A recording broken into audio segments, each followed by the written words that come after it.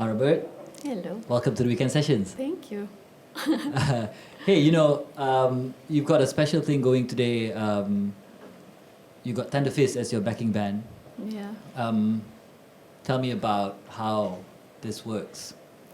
Well, I've always been performing on my own, over minus ones, and I've grown up. I grew up through music, and my dream was to actually perform with a band, and I really, really enjoy their electronic sound, and somehow the chemistry between us, like especially for this show today, I just sat down with them for like half an hour, 45 minutes, and they understood what I wanted, And to think that the Tender Fist sound and the Arabyrd sound can just like run at full speed and then like hit each other, and I'm so happy about it. Yeah. And that's why I didn't really want to do it on my own or with anyone else, as this is actually my first show after 4 years. Yeah, I mean, I saw that collaboration between Tender Fist and you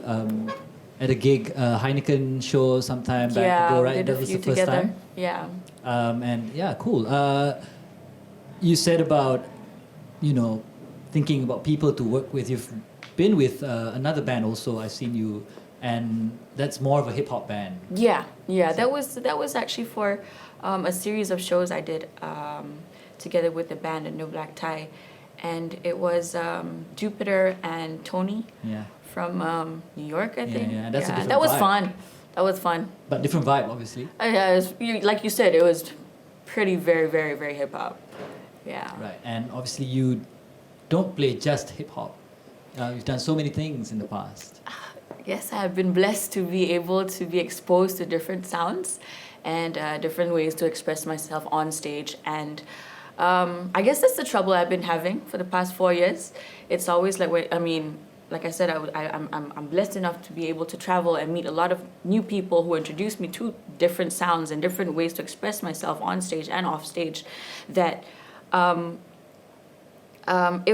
found a bit of trouble coming back here, because everyone just, whenever it was Arabyrd is a hip hop rapper, Arabyrd is a hip hop rapper, and I'm thinking like, oh no, this is kind of a bit of pressure on me, because I somehow believed them. I didn't realize that, no, you are Arabyrd, you have whatever the fuck you want to be, you know what I mean? And this is why I enjoy doing it with Tender Fist, because we get to do anything we want. Was there like a moment that you took a step back and go like, yo, I'll be whatever I want? I think that it was really, really recent where I stepped out of this depression. I was extremely depressed about how I'm gonna live up to all these kids who are just like, hip hop is booming in Malaysia. It's insane. Like, I've been to 16 Baris shoots, and I'm just like looking at all these kids, and I'm like, where the hell did they come from? And where's all this talent coming from, and all this passion and this drive? And again, they always say that you are a rapper. You gotta do this mumble shit thing for you to stay relevant and stuff like that. And it got me depressed, because whenever I tried to step into the studio and record and try to express myself the way I think they want me to express myself, I get depressed because I can't do it. I think it's only been like three months ago where I stepped into the studio to record something new, and I realized that hip hop's not my thing. Wow. My thing is Arabyrd, man. Wow, that's a big call. You know what I mean? My thing is Arabyrd. It's not hip hop. I'm not into the 808s or whatever. I mean, I am into it, but I'm into everything else. Yeah. Yeah. And I mean, yeah, you mentioned studio and working your music. I think that's one of the things that at least we at the Weekend think about. I mean, we've seen so many of your performances, tapi album or an EP, susah nak dapat from Arabyrd, and you put up some music on your SoundCloud. I mean, what's been going on that front? Well, I guess before anything, I'm a performer. You know what I mean? I enjoy performing so much. It's the only time I have on my own without all these thoughts. I'm just out there, and it's an out-of-body experience where I don't see myself looking at the crowd. I actually step out of my own body and then look at myself. You get what I mean?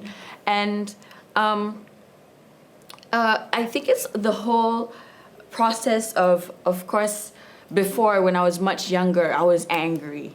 You know, it was a lot easier for me to express myself because I didn't let anyone tell me shit. I'm just like, no, you listen, you listen, you listen. There was no way for me to listen to anyone else. You know, I think it's, I don't know, maybe it's an age thing, I don't know. So this entire time that I have been going through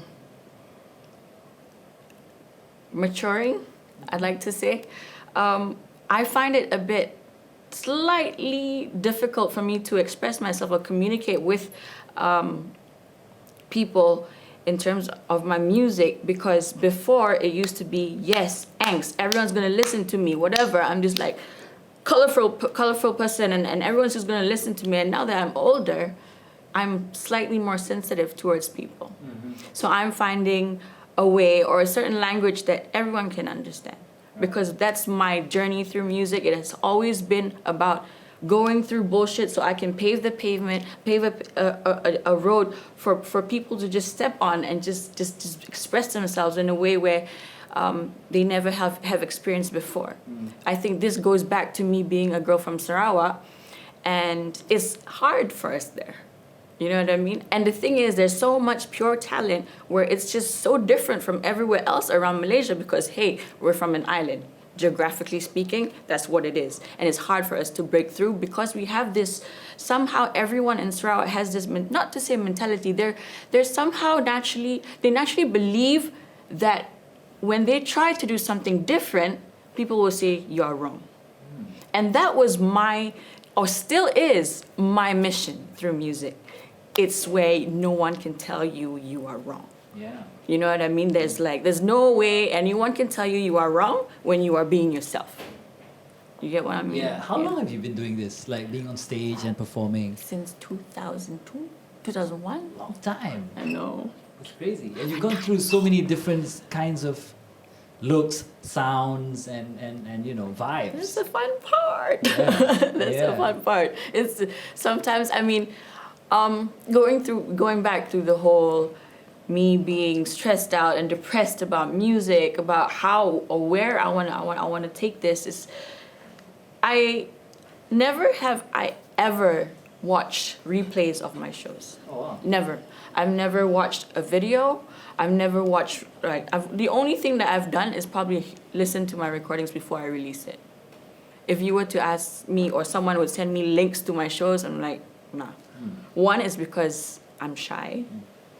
Two is because I've always wanted to have an original show every time I perform.